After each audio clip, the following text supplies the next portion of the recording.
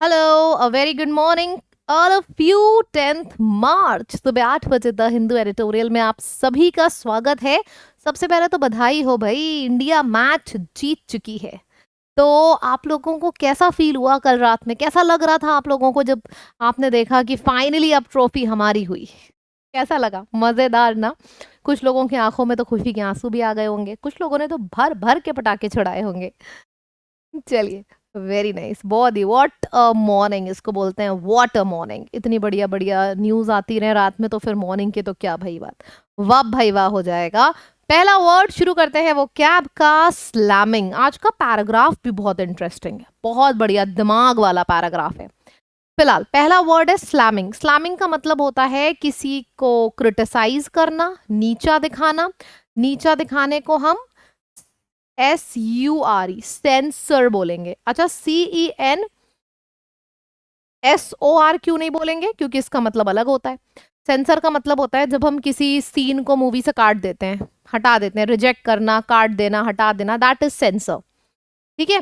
Criticise करने का मतलब सेंसर होता है। एक और वर्ड है कास्टिगेट करना। तो कास्टिगेट करने का भी मतलब होता है नीचा दिखाना, किसी को बी लिटिल फील कराना, नीचा दिखाना। Bashing, smashing, bashing, smashing. Smashing बोलो चाहे स्लैमिंग बोलो, स्मैशिंग, स्लैमिंग, स्ट्राइकिंग, सबका एक मतलब होता है नीचा दिखाना। ठीक। ऑपोजिट हो जाएगा तारीफें करना। तारीफ करने के लिए एक तो हमारे पास प्रेज है ही, फिर लॉर्ड हो गया, अपलॉर्ड हो गया, अक्लेम हो गया, ये सारे वर्ड्स हो जाएंगे। ठीक। मतलब तारीफें करना, एक तरफ नीचा दिखाना, ऑपोजिट हो गया तारीफें करना, कॉम्प्लीमेंट्स देना। परफेक्ट। नेक्स्ट वर्ड है फ्लैग। देखो फ्लैग क्या होता है? फ्लैग जैसे मैंने बोला कि ये वाली लाइन मुझे समझ में नहीं आ रही है, मैंने ऐसे करके फ्लैग कर लिया इसको। फ्लैग करने का मतलब होता है, दो तरीके से यूज होता है। एक तो हो गया जब आप कोई चीज मार्क कर देते हो, उसको भी हम फ्लैग करना बोलते हैं। और जब कोई चीज कमजोर पड़ने लगती है उसको भी फ्लैग करना बोलते हैं। ठीक है। जैसे आप अपना मॉक टेस्ट दे रहे हो, मॉक टेस्ट में आपको जो क्वेश्चंस नहीं आते हैं आप उसको फ्लैग कर देते हो कि एग्जाम की जब मॉक पूरा हो जाएगा तो आखिरी में देख लेंगे, मार्क कर देना। तो मार्क करने को भी फ्लैग करना बोलते हैं। ठीक है। और वीक, जब कोई चीज पढ़ने लगती है उसको भी फ्लैग कर दिया जाता है कि भाई ये पोर्शन वीक है तो मैंने उसको फ्लैग कर दिया। ठीक है। जैसे मैंने पढ़ाई करने बैठी, मेरा नाउन वीक है तो मैंने नाउन चैप्टर को फ्लैग कर दिया। मार्क कर देना, वीक है बताना, ये सब फ्लैग होता है। ऑपोजिट है strength, ignore, energise. Next word है रीएटरेट करना। रीएटरेट करने का मतलब होता है किसी चीज को रीअफर्म करना, रीअफर्म करना, रिकैपिटुलेट करना, रिपीट करना, रिपीट एम्फेसाइज करना, रीस्टेट करना मतलब दोबारा से बताना, री एनफोर्स करना, री एनफोर्स करना, तो ये भी हो जाएगा। ऑपोजिट हो जाएगा, एक तरफ आप रीस्टेट कर रहे हो, रीएटरेट कर रहे हो, दूसरी तरफ इग्नोर करना, निग्लेक्ट करना। जैसे मैं आपको बार बार इस चीज पे एम्फेसाइज कर रही हूँ और बोल रही हूँ इसको पढ़ो, इसको पढ़ो। मतलब बार बार मैं इस चीज पे एम्फेसाइज कर रही हूँ और आपसे कह रही हूँ कि इसको पढ़ो। ठीक है। एम्फेसाइज करना, बार बार बोल रही हूँ कि भाई इसको पढ़ो, तो दिस इज एम्फेसाइज करना। राइट। अब क्या होगा अगर मैंने बोला मतलब मार्क करना, री एनफोर्स करना, रिकैपिचुलेट करना। एक तरफ हो जाएगा कि इग्नोर कर रही हूँ, निग्लेक्ट कर रही हूँ, ये पढ़ने की तुम्हें जरूरत नहीं है। ठीक, ये डिफरेंस है। रेवर्बरेटिंग का भी मतलब होता है जब कोई चीज, जैसे मैंने बोला हेलो, हेलो, हेलो, इको करके आवाज दोबारा से कान में आ रही है तो रीसाउंड, वाइब्रेट, इको, इसको रेवर्बरेट करना भी बोलते हैं। रेवर्बरेटिंग मतलब जो मैंने बोला दोबारा से मेरे कानों में आ रहा है। ठीक है। फिर आ जाएगा नेक्स्ट वर्ड परनीशियस। पूरी की पूरी लिस्ट लिखोगे ना जब, तब फिर ये वर्ड अपने आप याद हो जाएगा। परनीशियस वर्ड का मैं आपको मीनिंग नहीं बताऊंगी, इनफैक्ट मैं आपको याद दिलाऊंगी उस लिस्ट का पहला वर्ड पेरल था।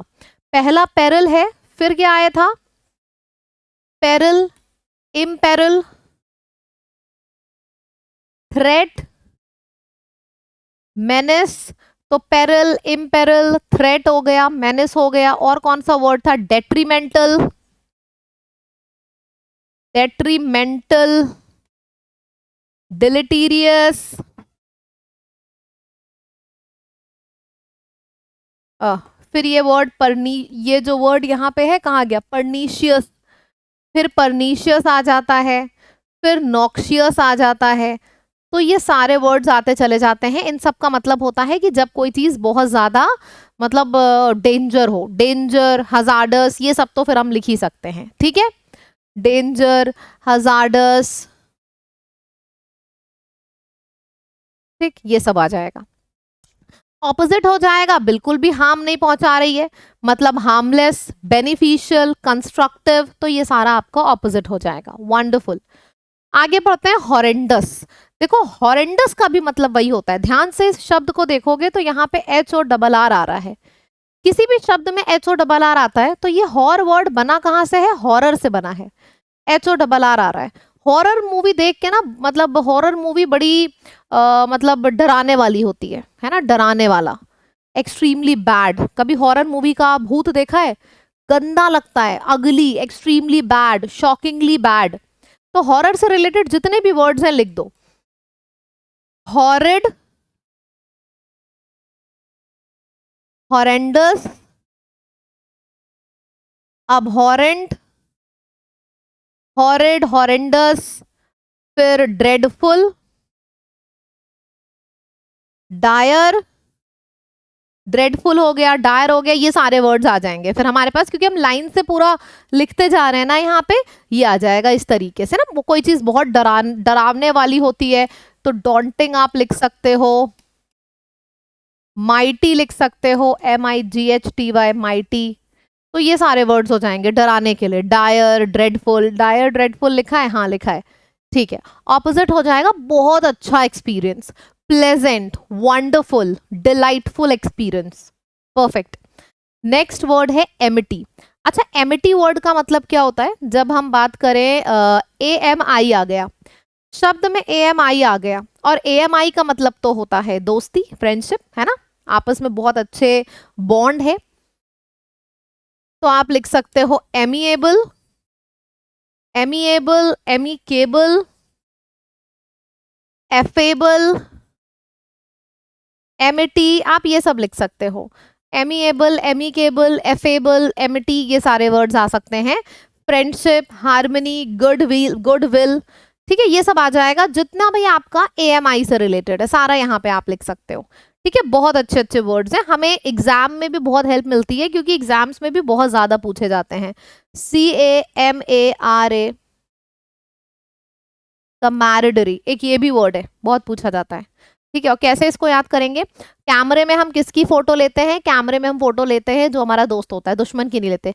तो कैमरे में फोटो दोस्त की लेते हैं, तो कैमैरिडरी से भी बन गया कि दोस्त हो गया। कंपेनियनशिप, ठीक है। ऑपोजिट हो जाएगा हॉस्टिलिटी, एनिमिटी, डिस्कॉर्ड, आपस में लड़ाई करना, डिसअग्री करना चीजों के बारे में, डिसअग्री करना, डिस्कॉर्ड हो गया, तो ये सारा हो जाएगा, ठीक है। डिसेंट हो गया, ठीक, देख लो पूरा का पूरा बोर्ड अच्छे से। चलो, फ्रेजल वर्ब है get along with. Getting along with somebody का मतलब होता है having a friendly relationship with somebody. Patch up का मतलब क्या होता है, ब्रेकअप, दो लोग आपस में अलग अलग हो गए, पैचअप मतलब दोस्ती हो गई। तो पैचअप का मतलब होता है अब दोस्ती हो गई है। गेट अलोंग विद का मतलब होता है having a friendly relationship. Gate along with का मतलब होता है आप किसी के संग घूमने जा रहे हो, और आप किसके संग घूमने जाते हो, जो आपका फ्रेंड होता है। So get along with somebody का मतलब होता है having a friendly relationship with somebody. Patch up का मतलब होता है पहले आप अलग अलग थे, अब आप फिर से दोस्त बन गए हो, पैचअप हो चुका है। स्मूथ ओवर का भी मतलब होता है please smooth over the relation between you two, मतलब जो रिलेशन बड़ा टेंशन वाला था अब उसको स्मूथ कर लो। टेंशन वाला स्मूथ ओवर, टेंशन वाला स्मूथ ओवर, ऐसे याद करिएगा। इडियम्स है बरी दी हैशर्ट्स, इसका मतलब होता है लड़ाई झगड़ा, माफ करो, अब दोबारा से लड़ाई खत्म करो, प्यार मोहब्बत की शुरुआत करो। सिंगिंग द सेम ट्यून, मैं जो गाना गा रही हूँ वो तुम भी गा रहे हो, मतलब तुम मेरे दोस्त हो ही नहीं सकते, तुम मेरे दुश्मन हो ही नहीं सकते, तुम मेरे दोस्त हो। तो सिंगिंग द सेम ट्यून मतलब जैसा मैं कर रही हूँ वैसे ही तुम भी कर रहे हो, मतलब तुम मेरे दोस्त हो। गो हैंड इन हैंड, हाथ में हाथ पकड़ के कौन चलता है, दोस्त या दुश्मन, दोस्त। तो go hand in hand, singing same tunes, बरी दी हैशर्ट्स, इसका मतलब यही होता है दोस्ती प्यार मोहब्बत, ठीक है। आपस में लड़ाई झगड़ा नहीं करना, दोस्ती प्यार मोहब्बत के संग अच्छे से रहना, क्लियर है।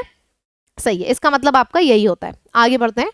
नेक्स्ट आपके सामने आ जाता है सिनोनिम बताओ फर्म का। फर्म, मैंने बोल दिया कि मैं ये करूंगी तो फिर मैं यही करूंगी। Sturdy, firm, determination, adamant, stubborn, ये सब आ जाएगा। एंस्कॉन्स्ड का सिनोनिम बताओ, ये मैंने पिछले सेशन में ये वर्ड कराया था, देखते हैं कितने लोग इसका आंसर दे पाते हैं। बहुत ही नया वर्ड है। एंस्कॉन्स्ड का मतलब होता है सेटलिंग समवेयर। अगर मैं कहीं पे सेटल हो गई हूँ एकदम कंफर्टेबली तो उसको एंस्कॉन्स्ड बोलेंगे, मतलब मैं कंफर्टेबली कहीं सेटल हो गई हूँ। नेक्स्ट आपको बताना है एंटोनिम कंप्लीमेंट का। देखो यहाँ पे COMPLI नहीं दिया है, COMPLE दिया है। COMPLE का मतलब होता है कंप्लीट करना। कंप्लीट करने का ऑपोजिट हो जाएगा कंट्रास्ट। एंटोनिम बताओ क्रूशियल का। ये बहुत ही क्रूशियल मोमेंट है, क्रूशियल है। क्रूशियल मतलब इंपॉर्टेंट, इंपॉर्टेंट का ऑपोजिट हो गया नॉट इंपॉर्टेंट, इनसिग्निफिकेंट। चलो again I am telling you, grammar champion, बड़ा बड़ा लिख रही हूं, ग्रामर चैंपियन। आपके एग्जाम में इस किताब के बाहर कोई भी ग्रामर का रूल नहीं आना है, क्योंकि ये किताब मैंने खुद लिखी है। मेरे पास, अगर मैं आपको बताऊं, इस किताब को मैं 2 साल 3 साल पहले नहीं लाई। जब 10 साल का एक्सपीरियंस हो गया, 10 साल से सारे एग्जाम देख लिए, क्या वैरायटी है, उसके बाद मैं ये बुक लाई। बहुत से लोगों के पास ये बुक नहीं भी है, तो भी आप इस मौके को मत छोड़ो। अगर आपके पास बुक है तो भी और नहीं है तो भी, ग्रामर चैंपियन के ऊपर 11 AM पे यानी कि सुबह 11 बजे मैं लाइव सेशन ले रही हूँ। इस लाइव सेशन को जरूर जरूर जरूर से अटेंड करो, आपको डिफरेंस दिखेगा और बहुत जल्दी डिफरेंस फील होगा। आप एक क्लास करोगे आपको फिर भी डिफरेंस फील होगा, ठीक है। चलिए 11 बजे लाइव सेशन होता है।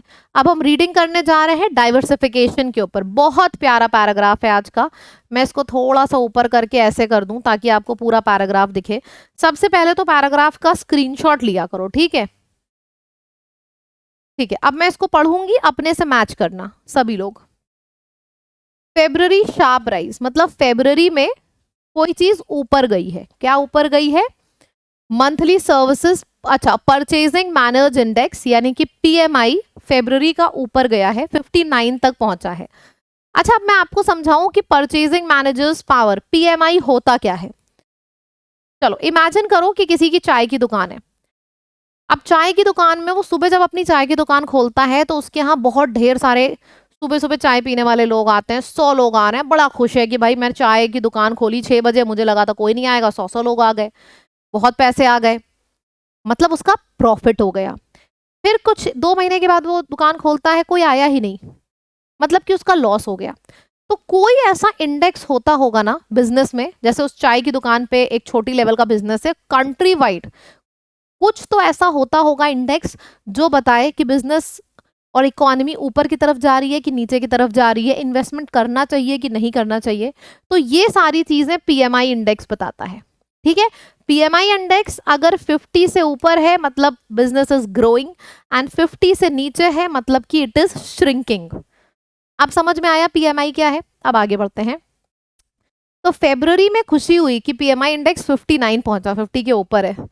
Has provided a welcome relief, वही चीज है, रिलीफ मिली है सारे इन्वेस्टर्स और पॉलिसी मेकर्स को जो पैसे लगा रहे थे इंडिया में। और ये जो राइज आया है ये किसके बाद डेटा आया है?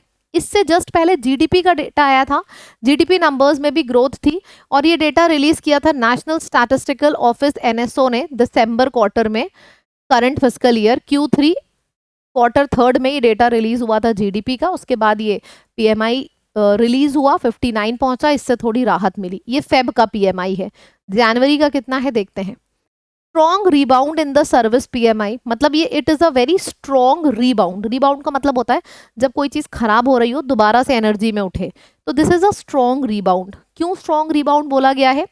क्योंकि जनवरी में डेटा 56.9 था, अभी 59 है, जनवरी में 56.9 था। और जनवरी का जो डेटा है वो 25 महीने का अगर देखा जाए तो 25 महीनों में सबसे ज्यादा लो डेटा जनवरी का था, ठीक है।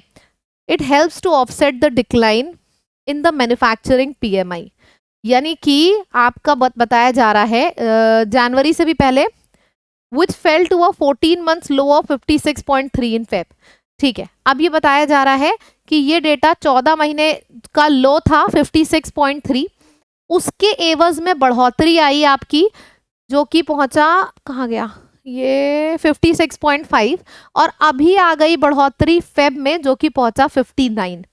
ये पूरा डेटा बताया गया है। फिर वही चीज बोली गई है कि जो पीएमआई इंडेक्स है 50 से ऊपर होता है तो बिजनेस एक्सपैंड कर रहा है, और उससे नीचे होता है तो बिजनेस श्रिंक कर रहा है, मतलब कॉन्ट्रैक्ट कर रहा है। जो पीएमआई सर्वे है वो हर महीने कंडक्ट होता है। एसएनपी ग्लोबल, मतलब कि अगर मैं बात करूं सारी कंट्रीज की तो 40 कंट्रीज में कंडक्ट होता है हर महीने, और ये एक की इंडिकेटर है इकोनॉमिक मोमेंटम का, जैसे कि मैंने आपको चाय वाले का एग्जांपल देके समझाया था शुरू में।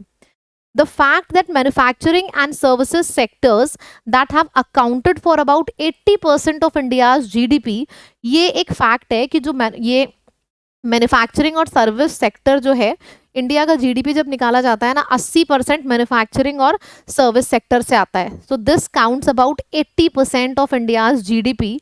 2010 से यही चीज है, मैन्युफैक्चरिंग और सर्विसेज इंडस्ट्री का बहुत इंपॉर्टेंट रोल है इंडिया की जीडीपी में। 80% तो वही उन्हीं का रोल है।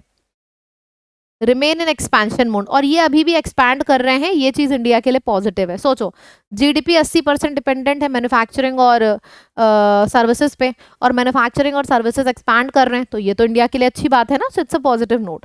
Resilience persist despite capital outflow from Indian market. Capital outflow, outflow का मतलब है इंडिया के बाहर बहुत लोगों ने इंडिया में पैसा लगाया था जो कि अब अपना पैसा वापस लेके इंडिया से बाहर लगा रहे हैं। कैपिटल आउटफ्लो का मतलब होता है इंडिया में जो पैसा मैंने लगाया था अब मैं उसको निकाल के बाहर लगा रही हूं, तो वही बोला जा रहा है। रेजिलियंस परसिस्ट का मतलब है इंडिया की इकोनॉमी हिल नहीं रही है। बहुत से लोग कैपिटल आउटफ्लो कर रहे हैं, मतलब कैपिटल निकाल रहे हैं इंडिया के मार्केट से, लेकिन फिर भी इकोनॉमी हिल नहीं रही है, जो कि ये दिखाता है कि कंट्री का जो इकोनॉमिक फंडामेंटल्स हैं वो बहुत ज्यादा स्ट्रॉन्ग है। ठीक है, एक एक लाइन समझ में आई? पूरा का पूरा दिमाग में पैसेज चल रहा है। पीएमआई इंडेक्स फेब का 59 पॉइंट कितना है, 59 है, कैसे बढ़ा, किस चीज के रिस्पॉन्सिबल होता है, 50 से ऊपर होता है तो पॉजिटिव, नीचे होता है तो नेगेटिव, सब कुछ क्लियर है दिमाग में, पूरा का पूरा डेटा क्लियर है ना। अब चाहे जितना भी इकोनॉमी के ऊपर पैसेज हो, चाहे जितना भी डिफिकल्ट हो, अगर समरी दिमाग में क्लियर है तो मैं आपको बता रही हूँ कि कितने स्पीड में हम आंसर कर सकते हैं। आप सब लोग इस क्वेश्चन का आंसर करो। What does a PMI reading above 50 indicates? 50 से ऊपर है मतलब इकोनॉमी एक्सपैंड कर रही है। Why is the rise in services PMI to 59 considered a positive sign? इसको पॉजिटिव साइन क्यों कंसिडर किया गया है according to the passage? It helps offset the decline. हाँ, डिक्लाइन कम होता है मैन्युफैक्चरिंग पीएमआई में। न्यू रिकॉर्ड नहीं है, आउटफ्लो नहीं है। Yes, option number A is the correct answer. Now listen to me, आप लोग, अगर मैं डेली आपको होमवर्क देती हूँ, अगर आप उन सभी लोग उस होमवर्क को कर रहे हो ना, आप लोग खुद देखोगे कि आपकी जो थिंकिंग कैपेसिटी है वो दिन पर दिन इंक्रीज करती जा रही है। आपको क्या करना है, जैसे ही ये वीडियो खत्म हुआ करे, इस पूरी लिस्ट में से कोई से भी 4 वर्ड्स उठा लो और उसके सिनोनिम कमेंट सेक्शन में लिख दो। सब लोग को ऐसा करना है। मतलब वीडियो खत्म हुआ, आपने वीडियो कभी भी देखा है, वीडियो खत्म हुआ, बस आपको इसके सिनोनिम्स लिख देने हैं। ये काम आप सबको करना है, ठीक? That's it. अच्छा, एक और चीज है, लैब पे हम होली मना रहे हैं 11 को, यानी कि कल 11 मार्च, यानी कि कल 5:45 पे, 11 मार्च 5:45, 5:45 पे ये होली सेलिब्रेशन होगा। क्या है इस होली सेलिब्रेशन में स्पेशल, ये तो आपको कल ही पता चलेगा शाम 5:45 यानी कि 5:45 पे। तो जरूर आइएगा इस इवेंट में। और वीडियो अच्छा लगा, डिफिकल्ट पैसेज था, लेकिन अगर आपको क्लियर हो गया तो मुझे कमेंट करके जरूर बताइएगा, और लाइक भी करिए अगर क्लियर हो गया है तो। ठीक है, थैंक यू सो मच। नए स्टूडेंट्स चैनल को जरूर सब्सक्राइब करें। Bye bye.